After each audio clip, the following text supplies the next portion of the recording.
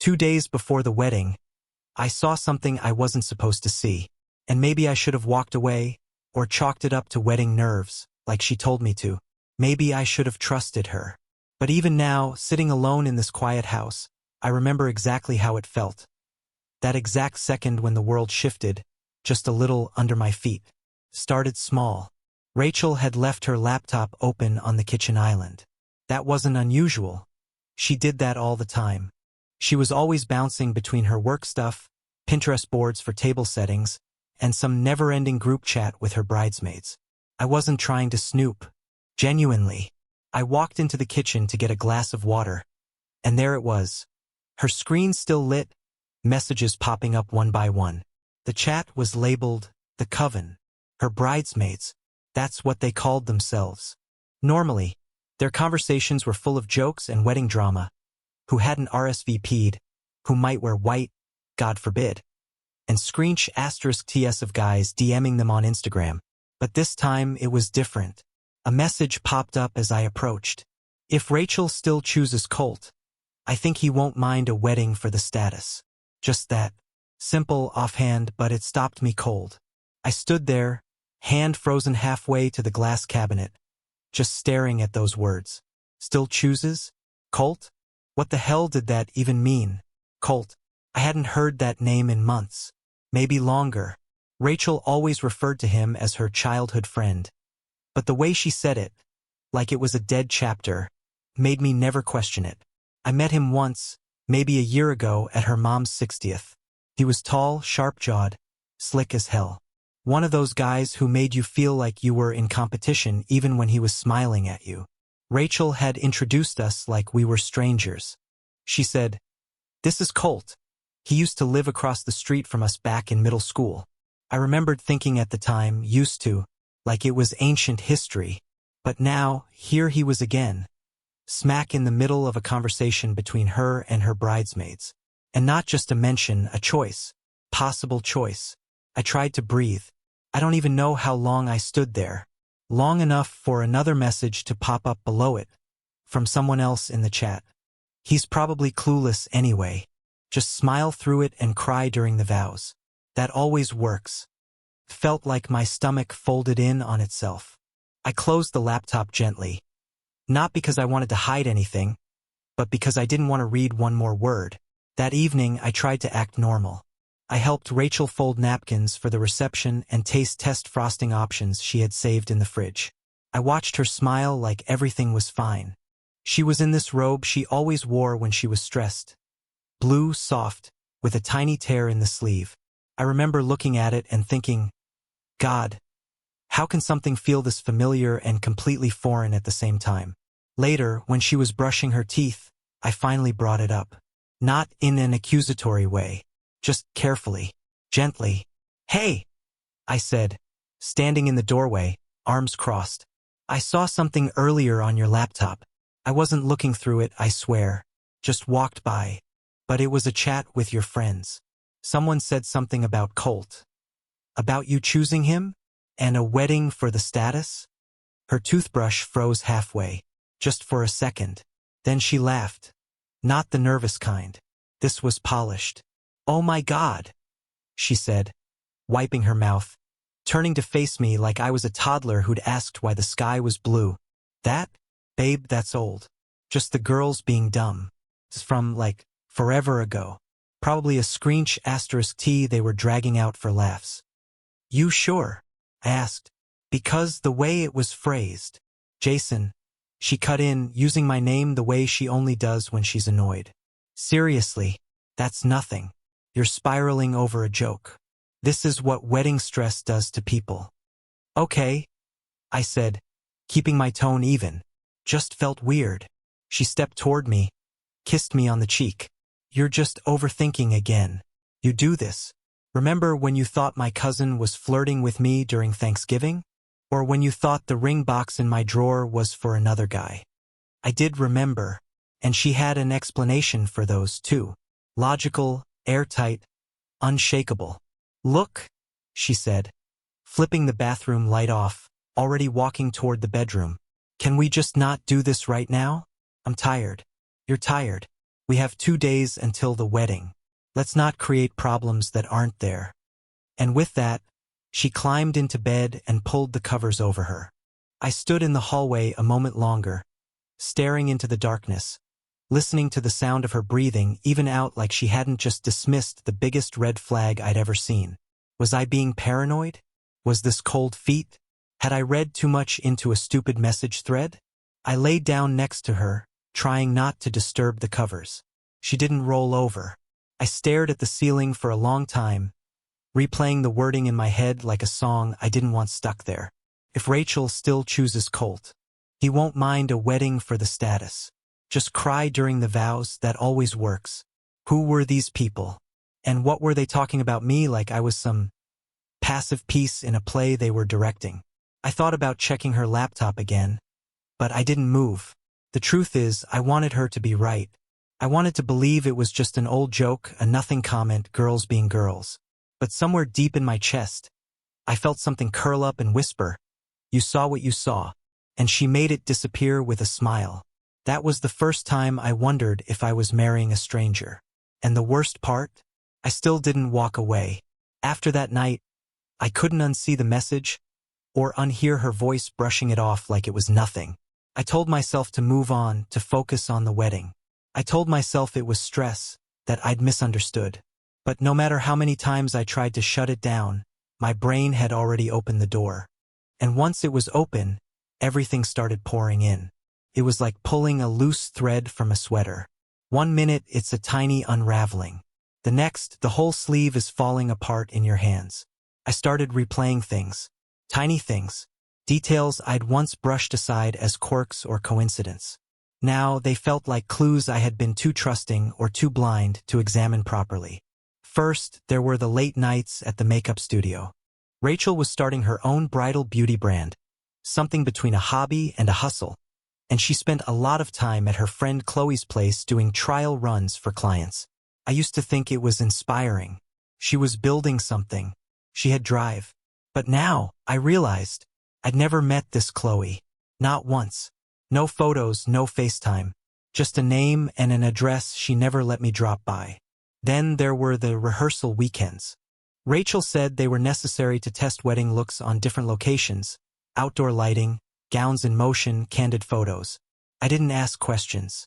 Honestly, I thought it was kind of sweet, how serious she was about getting everything right.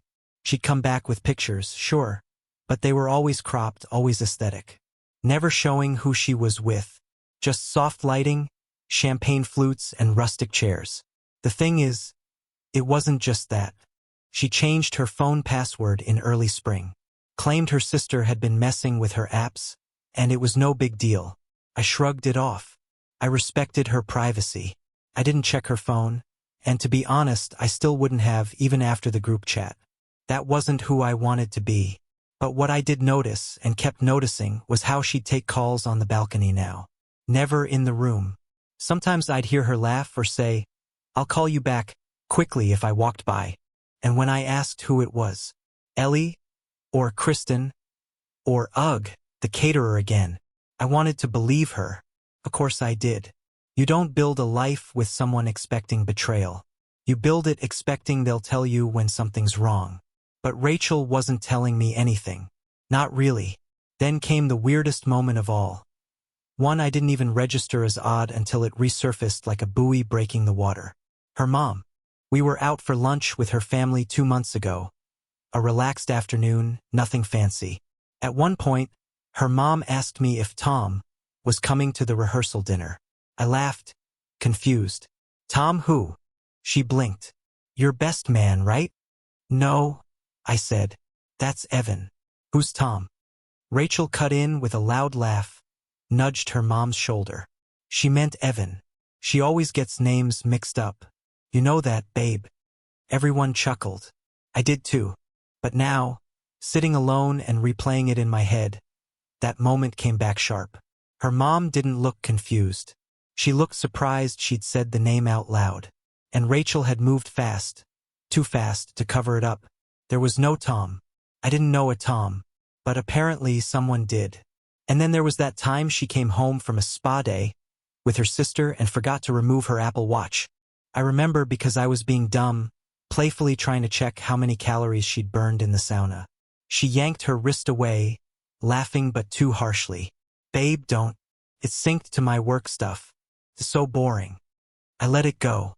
At the time, I believed her. Now I wasn't so sure. You know how they say hindsight is 20/20ths? That's wrong. Hindsight is 100 out of 10. It shows you every little detail you ignored. It shows you the look in someone's eyes when they lied and you thought they were just tired. It shows you how loud your gut was screaming while your heart was busy silencing it. Looking back, I can't even say I missed the signs. I just didn't want to see them. I thought love meant trust, blind, total, unwavering trust. I thought suspicion was poison, and if I started doubting her, I was already losing. But the truth is, the doubt wasn't the poison. It was the antidote, and I ignored it. The final red flag didn't come from Rachel. Came from Evan. He's my best friend. Known him since college. The kind of guy who doesn't give unsolicited advice, especially about relationships. But 1 week before the wedding, we were grabbing beers after my suit fitting, and he asked me, casually, but not really, "So, how well do you know this Colt guy?" I blinked. "Why?" He shrugged, real calm-like. "Just wondering. Rachel mentioned him the other day, and I figured I'd met most of her friends by now. But she clammed up fast when I asked who he was. You know how you two met? She ever talk about Colt before you?" I didn't answer right away, because suddenly I realized she hadn't. She told me he was a childhood friend.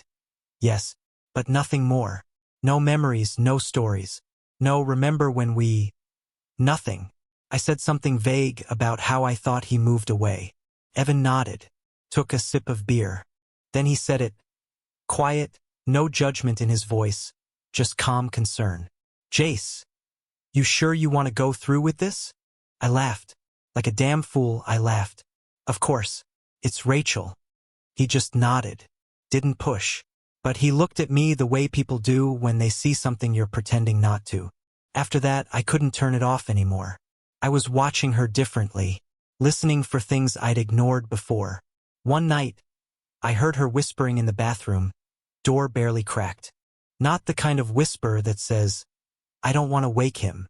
No, the kind that says, "I don't want him to hear this at all." I stood by the door. She said something like, "No, I told you I'd handle it. Don't worry. He suspects nothing." A pause. Then, "After the wedding, we'll talk more. But not now." I stepped back, went to the bedroom, pretended I was half asleep when she returned. She kissed my forehead. I wanted to scream, but I didn't. I just laid there, pretending to breathe slow, even breaths, like I wasn't holding my entire world together by a single thread. You always think if someone cheats on you, you'll know. That you'll feel it in your bones. Maybe that's true for some people. But for me, came in pieces. A late-night whisper. A laugh too quick. A name dropped too easily. Pattern I didn't want to draw. I didn't confront her. Not yet. I needed to be sure. Because the moment I asked her directly, the moment I said, "Is there someone else?" I knew something would break, and I couldn't unbreak it. And part of me, the stupid part, the loyal part, still wanted this to be salvageable. Still hoped that maybe, just maybe, I was wrong. The next morning, I woke up before her. Not because I'd planned to, but because I barely slept. My body might have been in bed, but my brain had been somewhere else entirely. Somewhere between denial and confirmation. I laid there for what felt like hours, listening to the soft, even rhythm of her breathing beside me. She looked peaceful, like nothing was wrong, like the past few days hadn't happened. And maybe, to her, they hadn't. But for me, everything had changed. I couldn't stop thinking about that group chat, about what her friends said, about the way she'd laughed when I brought it up, how smooth her deflection was. Too smooth. Practiced. I kept hearing the same phrase in my head on loop. If Rachel still chooses Colt. Still chooses. That was the part that haunted me the most. I slipped out of bed quietly and walked barefoot down the hallway. I wasn't planning to snoop. I really wasn't. But something pulled me toward the guest bathroom where Rachel had plugged in her iPad the night before. It was still there on the counter, screen dim but not fully asleep. Lit just enough to show it was unlocked. I don't know why I picked it up. Maybe I already knew. The gallery app was open. At first, I just saw a wall of thumbnails. Some from our engagement shoot, some from dress fittings, some bridal flat lays with flowers and shoes and rings. But a few rows down, there were new photos. Untitled. No album name. And they didn't look like anything from our wedding prep. One caught my eye. Rachel in a tight black dress, sitting on a couch. Legs crossed, heels off. Her body was turned toward someone. I tapped it, and the air left my lungs. It was Colt. Of course it was him. His arm was around her waist. Her head rested lightly against his shoulder. Her smile wasn't the smile she gave me when someone asked us to pose. This was unfiltered, raw mid-laughter. Her eyes were half closed, face flushed, comfortable. *mate. *mate. In the next photo, he was kissing her cheek. Or maybe her neck. Hard to tell. Her eyes were closed. Her hand was on his chest. Then there was a burst photo set. 8 images in rapid succession, showing her sliding onto his lap. His hands moved fast, from her lower back to her thigh. One hand disappearing under her dress. Her smile wide, lips parted. The background showed blurred party lights, gold streamers, disposable champagne flutes. No one else in the frame. Just them. Just her and him. The final image in the set had text on it. I don't know who added it or why, but it was there, centered in bold white font. Your wedding rehearsal was on fire. There were others. Rachel and Colt back at it. No one tell the groom face with tears of joy. Hope Jason doesn't show up too early. Grimacing face. I felt like I was underwater. Not just stunned. Drowning. I closed the gallery and opened her notes app. I wasn't expecting much, but what I found made my blood run cold. At the top was a list titled, After the Wedding. The first line read, Talk to Colt. Plan for 3 to 6 months, stay low profile. Don't spook Jason. The second line, Revisit prenup clause. Talk to Ellie about optics. Next, discuss house sale. Colt doesn't want the mortgage. Make it look mutual. I scrolled further. Announce split in spring? Say we drifted apart. Blame the stress. Figure out car lease, his name's on it. Wait until after photos come out. She was planning a breakup before the wedding had even happened. And not just planning it, project managing it. My name didn't even show up until halfway down the note. And when it did, it wasn't Jason or my fiancé. It was just, he's sweet but too trusting. This part will hurt him. I'll need to act surprised. My hands were trembling as I backed out of the app. Messages. I had to see the messages. She hadn't even bothered using Colt's real name. He was saved as Tommy in her contacts. Clever. Enough to pass casual glances. But I wasn't glancing anymore. Their conversation stretched back for months. Dozens of messages, heart reactions, inside jokes, photos, voice notes, some from her, some from him. One said, You were incredible last night. Still can't believe how good it feels to be with you again. Another, He thinks I'm at my sister's again tonight, lol. Should I feel bad? Her reply, A little, but I'll live. He's sweet, but he's not you. A few messages had timestamps that lined up with days she told me she was working late. One, even during the weekend, she said she was going to a bridal skin retreat. I remembered making her smoothies before she left. She sent him a selfie that morning with the caption, Detoxing my guilt. I kept scrolling. My eyes couldn't stop, even when my heart was begging me to put the damn thing down. There were discussions about the wedding itself, whether or not Colt should come, how they'd act, how careful they needed to be until it was done. It, meaning the ceremony, our marriage, my life. I found one message thread from just 4 days ago. Still on track? He asked. Yes, she replied. Dress is done. Vows are cute. You're still my real one though. Just hold on. Hold on. Hold on for what? For me to fund the big wedding? For the staged romance?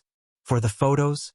For whatever influence or image she wanted to maintain before discarding me like the cardboard ring box I'd used when I proposed.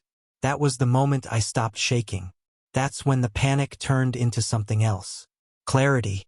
Cold, unwavering clarity. I wasn't the guy who had questions anymore. I had answers. More than enough. I backed up everything to my phone. Photos, videos, messages, the Notes app. I created a secure folder titled Proof. I uploaded it all to a cloud account she didn't know existed. I printed hard copies. Black and white. No edits. Just truth on paper. Then I made a list of names. Her father. My best man. The officiant. The wedding planner. Everyone who needed to see what I saw. Because I wasn't going to yell. I wasn't going to scream. I wasn't even going to confront her. Not yet. I was going to give her the gift she never gave me. Transparency. I made 4 envelopes. Labeled neatly.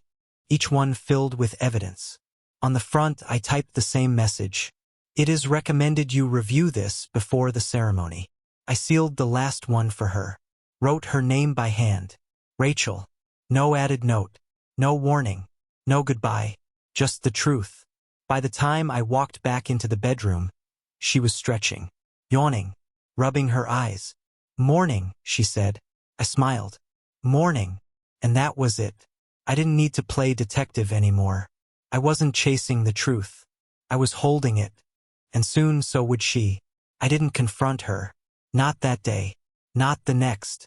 Rachel didn't notice anything was off. Or maybe she did and assumed it was just wedding nerves. She didn't ask why I was quiet during brunch with her parents. She didn't comment when I skipped the playlist debate for the reception.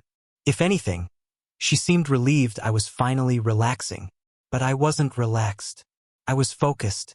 Because the moment I saw those photos, those messages, that carefully drafted list of post-wedding plans, it all stopped being a love story and became something else entirely.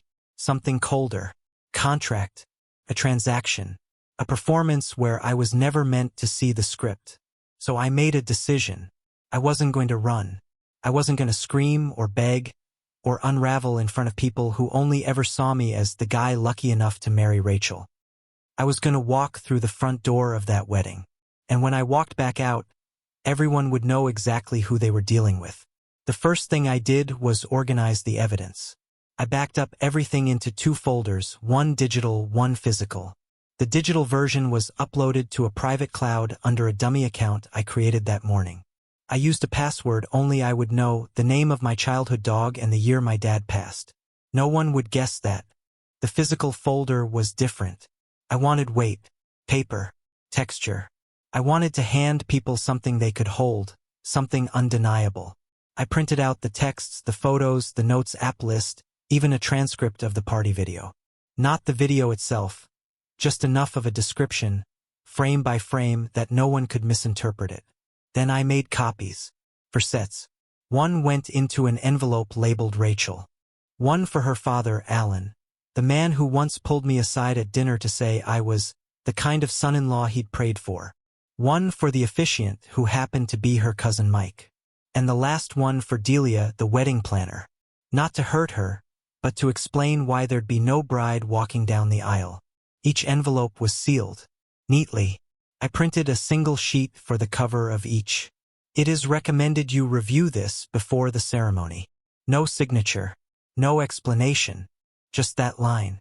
The second part of my plan was logistics. I needed time, but not too much. Enough to move cleanly, not enough to cause suspicion. So I created a distraction. I told Rachel I wanted a solo night before the wedding. A quiet headspace thing, I said. My therapist recommended it. That part was true. Sort of. She liked the idea. Said it was emotionally mature of me. Even joked I'd come back with a poem in my vows.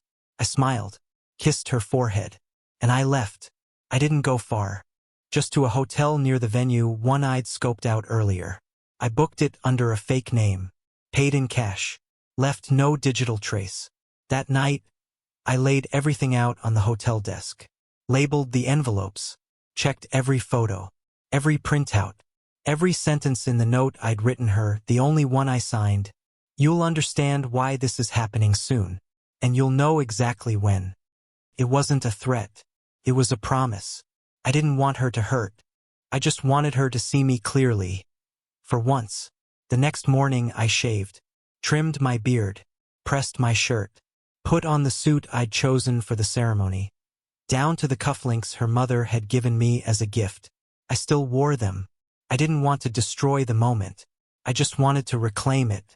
Before I left the hotel room, I stared at myself in the mirror. Not in some dramatic way, just to take inventory. I didn't look broken, or angry, or lost. I looked like a man who had finally stopped lying to himself. When I arrived at the venue, everything was already in motion. Staff setting up chairs, photographers snapping flat lays of her dress, floral arches being wheeled into place. Music floated from a speaker near the entrance. Someone offered me champagne. I declined. I slipped the envelopes into the right hands like clockwork. Alan's assistant was easy. She was loading gifts into his car. "This is for Mr. Kane," I said. "Private, per his request." Delia was pacing near the back entrance, arguing about centerpieces.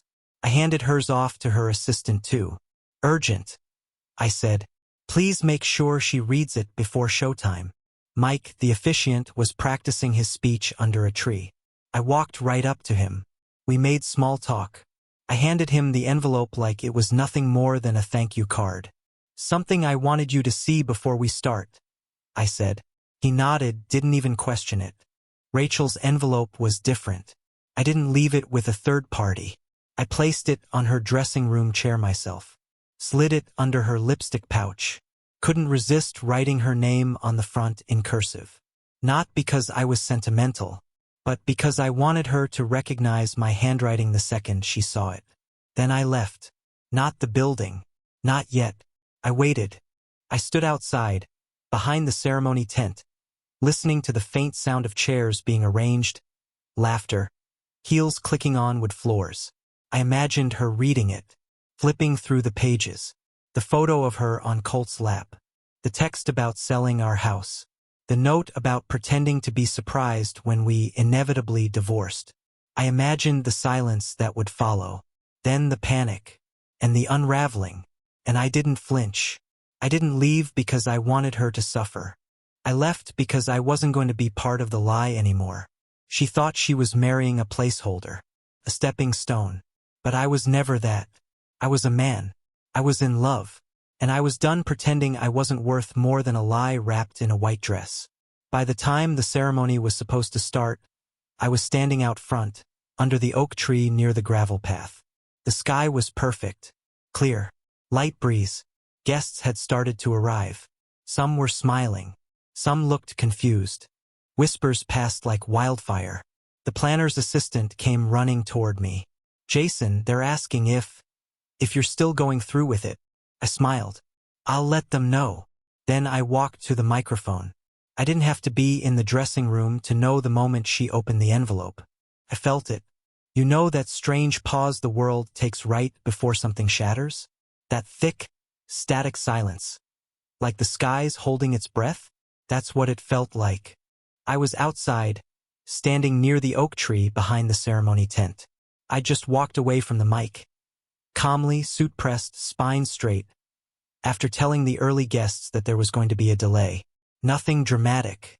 Just enough to tilt the tone. Then the first crack came. Ellie. She was the first one to see the laptop. Apparently, Rachel had left it open again, almost poetic, this time on the couch in the bridal lounge. Her bridesmaids were flitting in and out, touching up lipstick, pouring champagne into solo flutes because someone forgot the crystal. Normal chaos, until Ellie walked past the screen and froze. The group chat was still up, the coven, and right there at the bottom of the thread, a message she herself had written weeks ago, now staring back at her like a trap. "If he finds out, just deflect. He's not the type to freak out." She blinked. Read it again. Then another line popped up beneath it. A new message. From me. He didn't freak out. But he did find out. I had scheduled it. Sent it remotely through Rachel's MacBook messages, using the iCloud I'd quietly accessed from the hotel. I had timed it down to the minute. Ellie screamed. I wasn't there, obviously, but someone told me later that she dropped her phone, tripped over a chair, and shouted, "Oh my God! Oh my God!" loud enough to pull 3 other bridesmaids in from the next room. One of them thought someone had died. In a way, someone had. Rachel's illusion. She came out of the dressing room in a white silk robe, her hair half-curled, makeup already done. I imagined she was smiling, floating on that surreal pre-wedding high, the one people describe as butterflies in a cathedral. She had no idea the wrecking ball had already swung. "Ellie, what the hell is going on?" And that's when Ellie, voice shaking, held up the laptop. No words, just this. Rachel took one look, froze, reached for it, scanned. She must have recognized the text first. Then the folder on the desktop, titled cult_photos_audio_not_delete. She clicked it, and everything came flooding back. The photos, the neck kisses, the text messages, the notes about post-wedding plans, the document labeled after the ceremony, talking points, her draft script for breaking up with me, gracefully. Ellie backed away like Rachel had turned to stone. Then Rachel started shouting. Not at me, not yet, but at Ellie. "What the hell were you doing going through my stuff? Who let you touch my laptop? This is private. This is completely out of context." Ellie just stood there, eyes wide, one hand over her mouth. "Rachel, he knows." "Knows what? That my friends send jokes in a group chat? That people are jealous? That Colt and I used to be close before Jason? What does he think he knows?" Ellie didn't answer, because by then, 2 more bridesmaids were reading over her shoulder. And they weren't saying anything either. I don't know exactly how long it took for the shock to wear off, but when it did, it didn't fade quietly.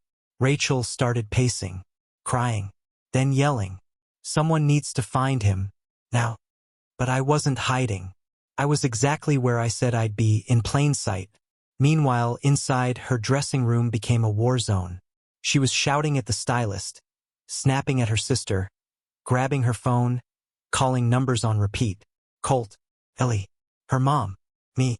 When she called, my phone buzzed once. I didn't answer. She texted instead. "We need to talk. Please. This is not what it looks like." I didn't reply. Then came, "Can we speak before the ceremony? Alone?" Still nothing. And finally, "Jason, please don't do this. I swear I can explain." But what could she possibly explain? How the lipstick smudges were fake. That Colt was a figment of my imagination? That planning to sell our house after the wedding was part of some Pinterest challenge? No, she wasn't sorry I found out. She was sorry I didn't find out after. The meltdown got louder. Guests were starting to arrive. Some had already been seated. Music was playing on a loop that now sounded like a mockery. Something soft and classical. Maybe Debussy. I didn't recognize it. I was too focused on the whispers starting to spread. People asking where the bride was, where the groom was, why the wedding planner looked like she was about to pass out. Delia was the next to break. She got her envelope about 10 minutes before the ceremony was supposed to start. I handed it off to her assistant, who promised she'd give it to her personally. I knew she would. Delia's type doesn't ignore anything marked urgent. 5 minutes later, she was pale. I watched from a distance as she opened it near the coordinator's tent. Her hands trembled. She pressed a hand over her mouth. Then, clutching the envelope like a live wire, she stormed toward the bridal suite. She never made it inside. Rachel was already in the hallway, screaming, "What the hell is happening? Who gave this to him?" The bridesmaids were in tears now. Her mother was in the corner, dabbing her eyes with a linen napkin. Someone was trying to unzip Rachel from her robe, saying, "We can still fix this. Just focus, breathe, focus." But the room had turned. You could feel it. No one was on her side anymore. Not really. They weren't enemies. But they weren't soldiers either.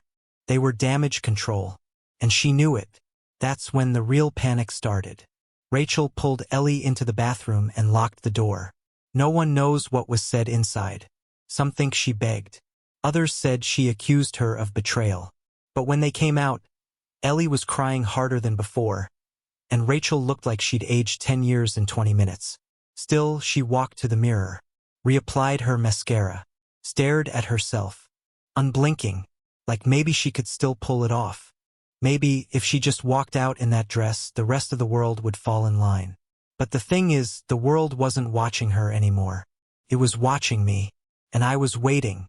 By the time someone finally came out to ask if I was still going to go through with it, the guests were already whispering. The music had stopped. Delia was nowhere to be seen. Rachel's father was pacing like someone waiting for a verdict. The officiant looked pale. I watched him clutch the envelope he hadn't opened until 20 minutes before. No one dared ask me directly. They sent a cousin, a quiet girl named May. "Jason," she said, tugging at her bracelet. "People are getting antsy. They don't know where Rachel is. Should I tell them you're still doing this?" I looked at her for a long moment. Then I walked past her, toward the arch toward the mic guests turned. Faces lit up. Finally, a groom. Applause started. Not loud, but present. I stepped up to the mic, smiled. Not wide, just enough. Then I said, "Thank you all for coming today. I know you made time, booked hotels, drove miles, got dressed up. That matters. It does." Silence. "You came for a wedding. So did I. But I came for a marriage. She came for a transaction." The gasps were immediate. I didn't say her name. I didn't need to. I gave a small nod, stepped away, walked down the aisle alone. And for the first time in months, I felt weightless. The ceremony never happened. After my announcement, I walked out. Not fast, not dramatic, just done. Behind me, murmurs rose. Guests stood. Some turned to look at one another like they were still waiting for a punchline. There wasn't one. Rachel never appeared. The white dress never made it to the aisle. Her father never gave her away. The officiant stood holding an envelope, frozen like a man watching his script catch fire. I didn't check my phone. I didn't need to. I knew she was calling, knew she was crying.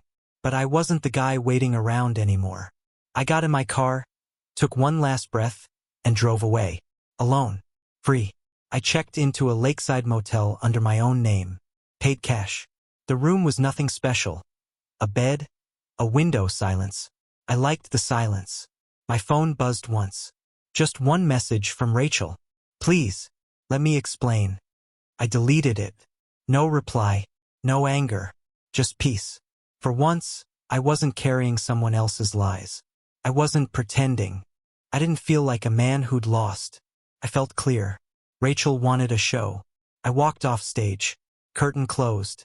And I didn't look back.